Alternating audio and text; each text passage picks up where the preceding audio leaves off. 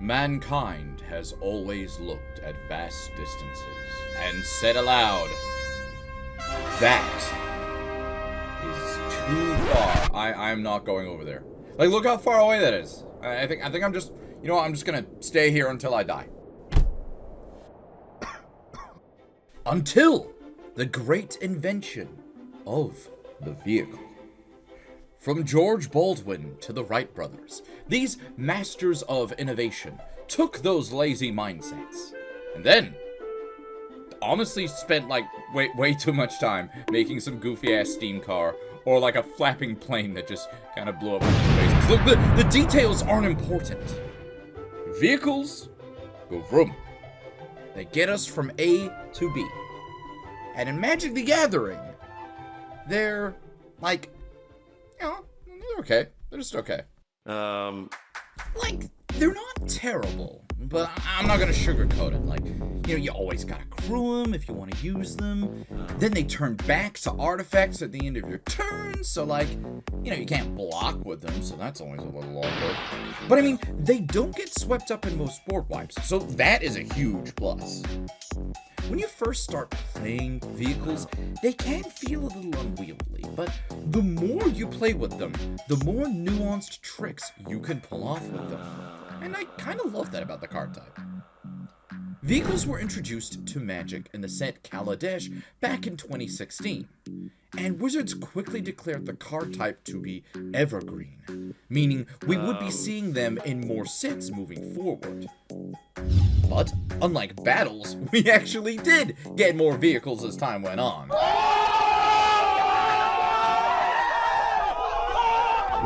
We got the first colored vehicles in War of the Spark in 2019.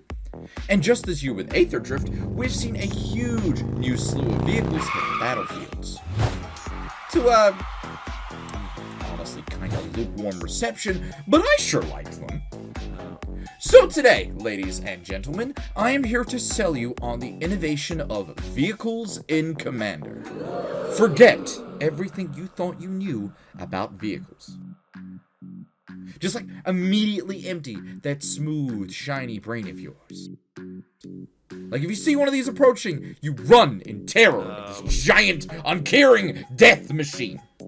Okay, maybe dial that back a little, like maybe keep some of what you knew about vehicles. And let me sell you on my personal pet deck, Etherium Acceleration. I was gonna call the deck Drive Me Brazy, you know, cause drive and brazy sounds like crazy, so it's like that one Britney Spears song. The commander at the helm of our 99 is Breya, Etherium Shaper. She can sack artifacts for a couple of useful effects, but really is our premier pilot specifically for her colors, and that she makes 2 Thopters on ETB. You, in theory, could use partner commanders here instead, but because of the heavy lean our deck has on artifacts, it's a lot more beneficial to just go with Breya.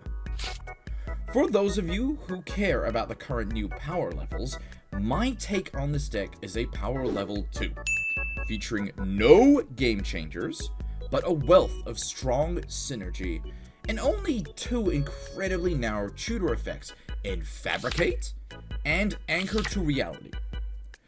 But don't let this power level fool you. This deck has a ton of great synergies and never feels like it's doing anything unfun that will have people bitching.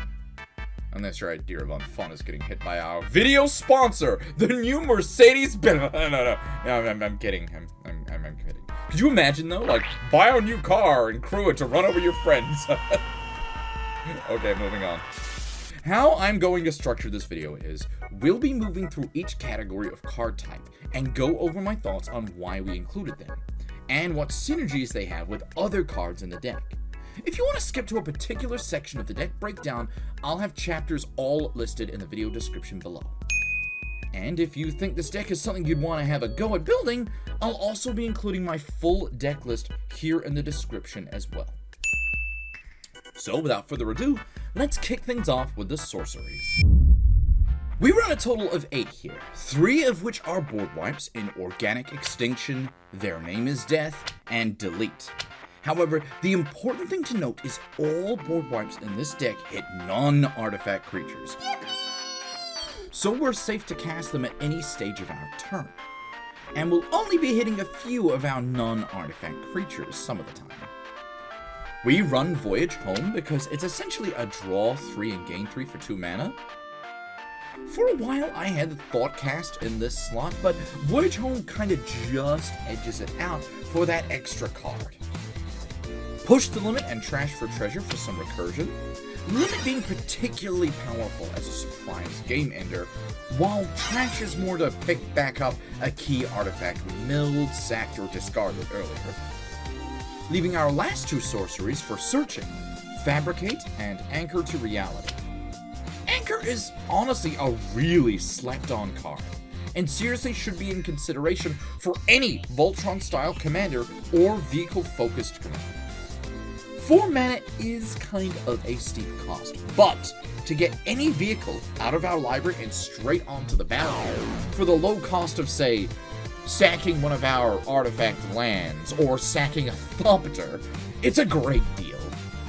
Using this thing to get out one of our big haymakers early can really leave our opponents in the dust. I mean, how are they planning to answer you getting out a Reaver Titan with this thing on turn 4? We only run 4 instants in the deck. What? Yeah, I know that's kinda low, and it's something I'm honestly still not 100% happy with. But I've really reached a point where it's hard to cut any particular cards from this list. Kicking things off, we run Void Rend for some strong, unconditional, and uncounterable removal. Cyber Conversion for a great single target removal effect. Perfect to use on those nasty commanders like Toxrill, where you just need them shut off for as long as possible. And the strength in flipping the creature face down, rather than just destroying or removing it, means your opponents are going to be stuck without their commanders for, hopefully, quite some time. And Dispatch for our on-theme Swords to Plowshares. We are always going to have 3 or more artifacts, so it ends up kinda better than Swords or Path in our deck. Finally, we have Teferi's Protection. Because, I mean, it's Teferi's Protection. It's like the premier protection spell. If our opponents pop a Vandal Blast, we kinda crumple and die, so having some protection is important. I have been considering adding Metallic Rebuke, Disruption Protocol, and Stoic Rebuttal for some on-theme counter magic. They're currently sitting in a pile of cards that could fit well in this deck, but those are my 3 suggestions if you wanted to build this deck yourself, but wanted to actually have a little more protection. Currently, I just throw my hands up in the air and say, Jesus, take the wheel. We run 3 Planeswalkers here, who are all really strong additions to the deck. The first up being the classic Tezzeret, Agent of Bolas. His -4 ability is huge, given we have 50 artifacts in our deck, often either halving life totals or outright KOing our opponents, while also giving us an immeasurable amount of life. His -1 permanently makes an artifact become a 5/5. For vehicles, this will overwrite their power and toughness, but otherwise they're essentially permanently crewed now, which can be incredibly useful. And finally, his +1 lets us dig through the top 5 cards of our library to reveal an artifact card to put to our hand. Great stuff.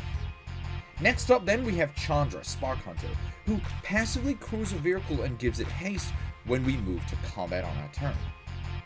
Makes vehicle tokens, and her emblem it's okay.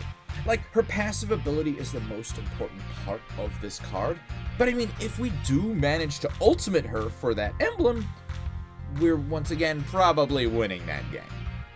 Finally, we have Duretti, Scrap Savant. More rummaging, sacking artifacts to recur artifacts, and that ult really makes getting rid of our vehicles nigh impossible. Though I usually just use him to uptick or downtick, depending on what's going on in the game. Kinda feel like battles should just be like enchantments or something. But nevertheless, We run one, and that is Invasion of Kaladesh, which makes a Thopter on entry and transforms into Aetherwing, Golden Scale Flagship. An honestly amazing little vehicle that's power scales on the number of artifacts you control, has flying, and is only crew 1.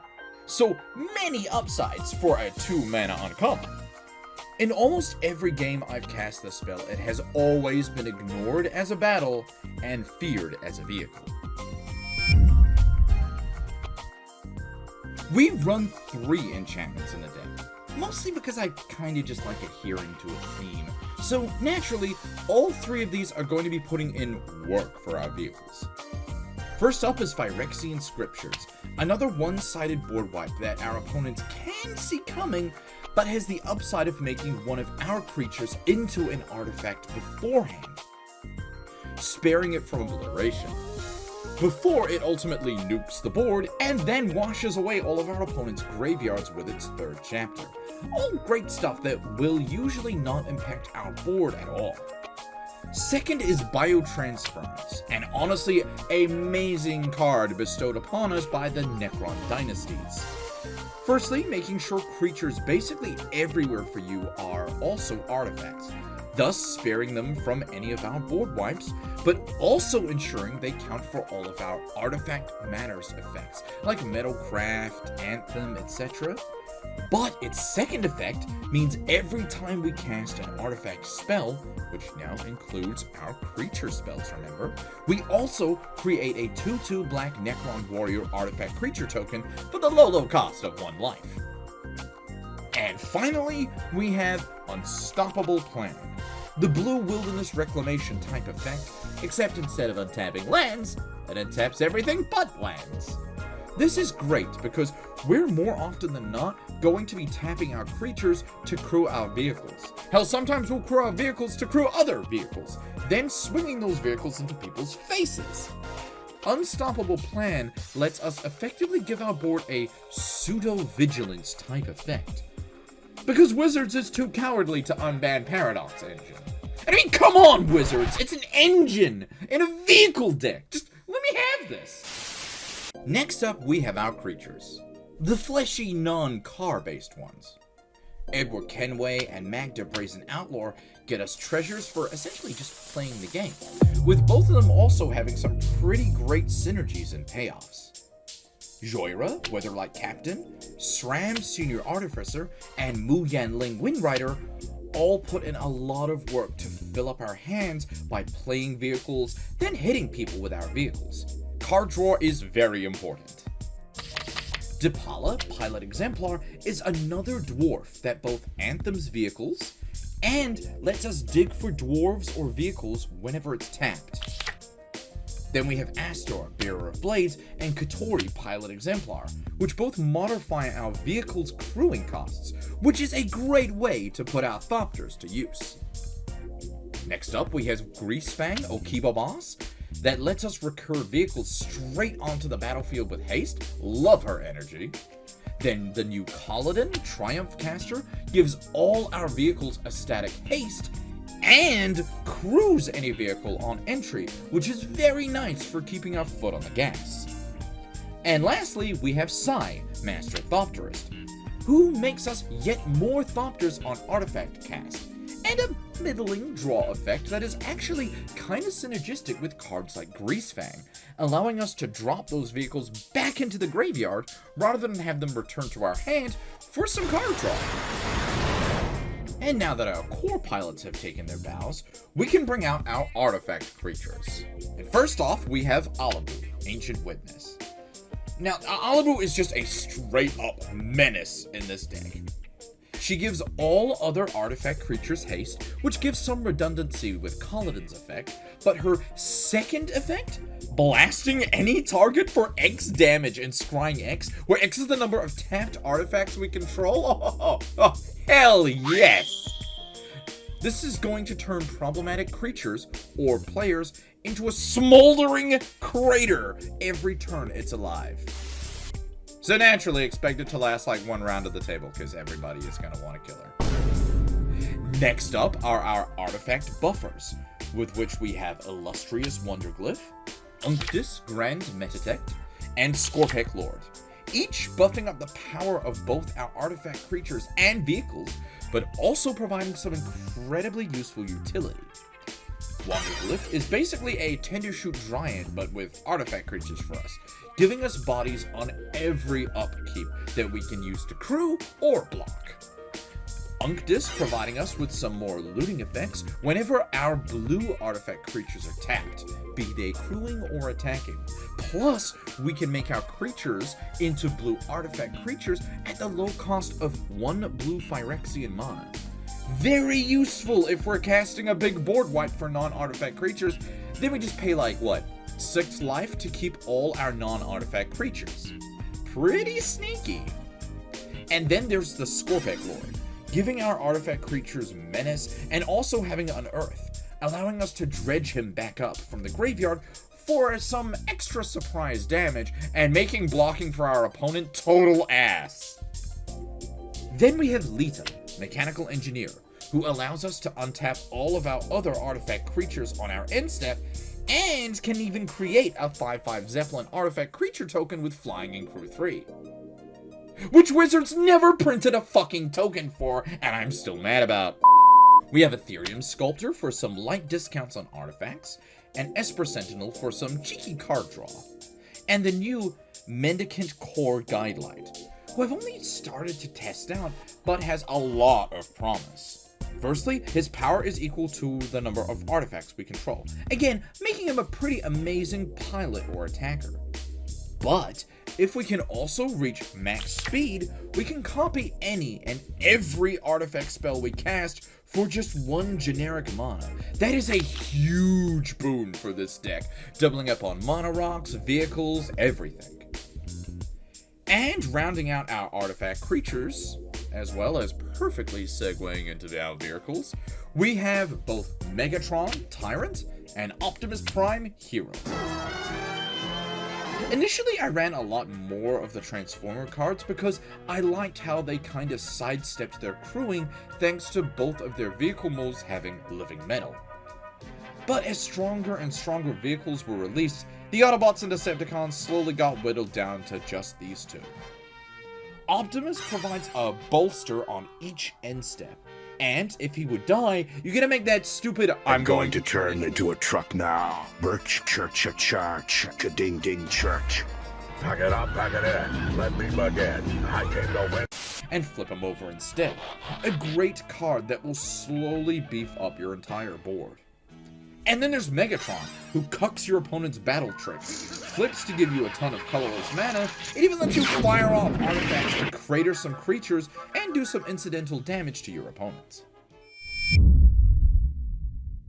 And here we are, 23 vehicles, or 26 if we include the Transformers in the battle.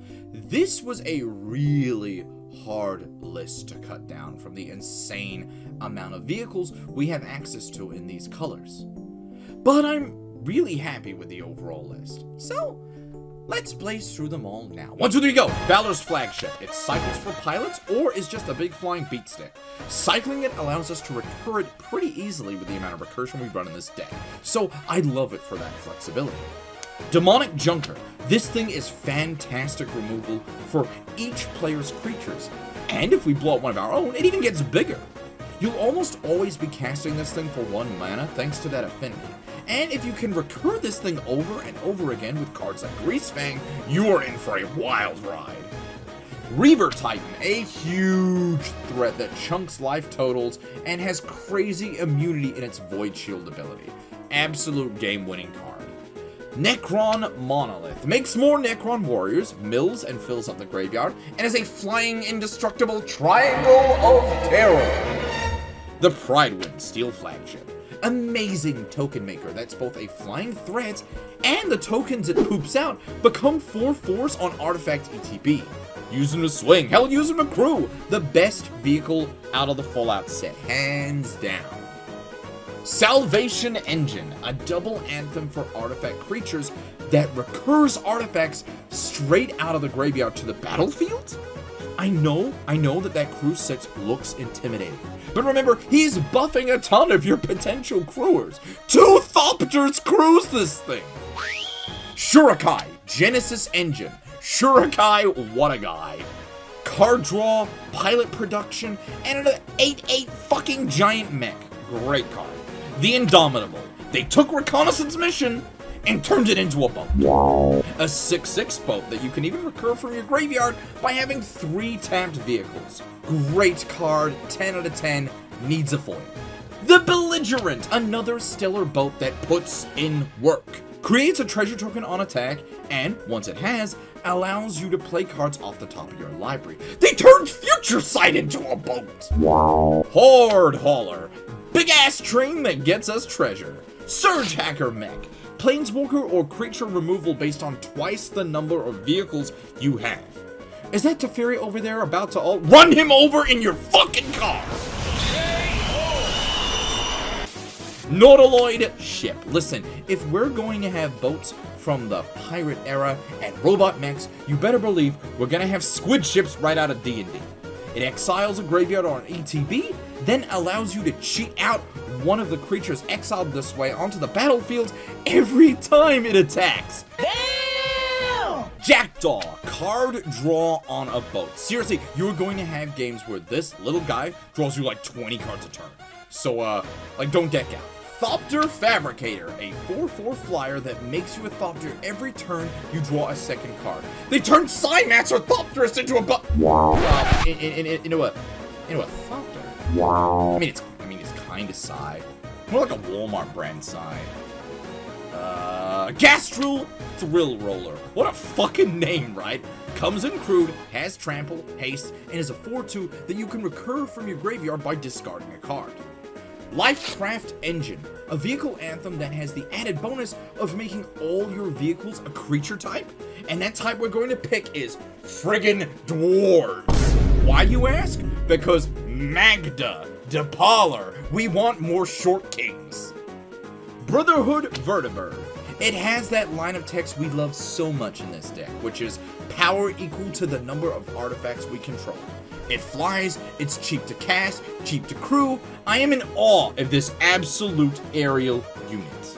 Cultivator's Caravan. A lot of people will tell you that 3 mana rocks are too slow for the format nowadays. Well, joke's on those idiots, because my 3 mana rock is a fucking 5/5 Caravan. Peace Walker Colossus. It can crew vehicles for mana in a pinch. Okay, yeah, you might look at that mana cost or 2 and go, Milkshake, that cost will add up if I'm paying it for every one of these fine new Mercedes-Benz. To which I'll point out the astronomically large amount of treasure generation we have in the deck. Sure, there will be games where mana is tight, but I assure you, this guy can be extremely clutch in some games. The Omen Keel, or, let me see what this is called. Cosmia, God of the... forget that bitch. The Omen Keel is a 3/3 boat for crew 1 that states whenever a vehicle, not just the Omen Keel, deals damage to a player, you may exile that many cards from the top of their library. And you may play lands from among those cards exiled for as long as they remain exiled. This can be huge, both in ensuring we never run out of land drops and incidentally exiling our opponent's win cons. What's that? I hit your laboratory maniac? Sorry, buddy, but I was too excited seeing that sweet, sweet second command tower, baby. Smuggler's Copter, the looter scooter that was too hot for standard. A 3/3 for crew 1 that lets you loot whenever it attacks or blocks. A nice way to curate your hand and fill up your yard. Voyager Glide Car. It's cheap, scries on ETB, and has a weird alternate crew cost that grows this guy over time. A lot of options and a flying attack for 1 mana is a steal. And speaking of 1 mana, we have The Last Ride. They turned greed into a convertible! Wow. A kind of costly greed effect, to be honest, but it's also a 13/13 with crew 2. That gets -X for your life total. So, you're probably keeping this guy in the garage just to draw your cards and reminisce about when life was simpler. But no, if you do get knocked down to single-digit life totals, you can rev this bad boy up for one hell of a final swing. Next up, we have artifacts. Ironically, we only run 4 non-vehicle, non-creature, non-land artifacts on this deck, and all of them are here for ramp and some minor utility. Cursed Mirror is another 3-mana mana rock that has a pretty nifty copy effect in a pinch. Arcane Signet is... it's Arcane Signet. And then we have Thought Vessel, which has a nice no maximum hand size clause attached to it too, if the Jackdaw is kind of going crazy for us. And then finally we got Soul Ring. Now this might feel like there isn't as much ramp in here, but with the Treasure Generation and Cultivator's Caravan, there's a lot more than you think. And finally we have the deck's land count. Currently I have this at 32. I know, that's a little low for some people, and I get that. But honestly, I've not had many games where I've genuinely struggled with land drops. Maybe it's because of all the ramp I run, maybe it's the Omen Keel, maybe it's Maybelline, I don't know, but these are all the lands I'm running. Now, I won't go into these at the same detail as I did in the other areas, but I will stress that of the 32 lands, we're running 12 of them that are also artifacts. We're running all of the dual-colored artifact lands we can that released in Modern Horizons 2, plus all of the mono-colored artifact lands we can from Mirrodin, plus Treasure Vault for potential ramp, and Power Depot for its utility. Outside the artifact lands themselves, we also run a couple of Artifact Manors lands like Spire of Industry, Glimmer Void, and Academy Ruins. Then finally the classics, all of our on-colored fetches, on-colored shocks, one of each basic, and Command Tower. Now, I know already there will be a few of you out there that would rather push this deck's power level up than play it in this state. I've had a lot of my playgroups suggest throwing in cards like Enlightened Tutor, Cyclonic Rift, Smothering Tide, and while I think these cards are great, and obviously they're strong, I kinda like this deck playing at a more chilled out table. I've played my fair share of CEH, and a lot more of just highly tuned commander games, in like bracket 4, which is kind of my preference in power level normally, but sometimes it's nice to just have a deck that nobody dreads playing against. And honestly, my favorite part of building and brewing commander decks comes from the expression side of things. This deck was kind of pulled together with the idea of having some kind of crazy intergalactic race. Before the Aether Drift released and kind of had that whole thing on lockdown. A big inspiration for this deck was the anime movie Redline, and was why I wanted to use as many Galaxy foils and space-themed cards as I could. It'd be amazing to one day replace all the shock lands in this deck with Galaxy Shocks from Infinity, but I kinda need to focus on food before expensive pieces of foil cardboard. For now. So for a final stat tally-up, we're looking at 32 lands, 14 pieces of ramp, 4 board wipes, 2 tutor effects, 13 card draw effects, 6 targeted removal effects, 9 recursion effects, and a whopping 49 artifacts, 50 if we include Breya herself. And that's my list. Though given it's a pet deck, I'm likely going to keep tinkering with these numbers. I'd ideally like to get the land count up to around 34 to 36 and squeeze in maybe 2 counter spells or interaction, just so I can answer a few more things at instant speed. But honestly, what I can't counter? I'm gonna run you down with my car. Good night, everybody.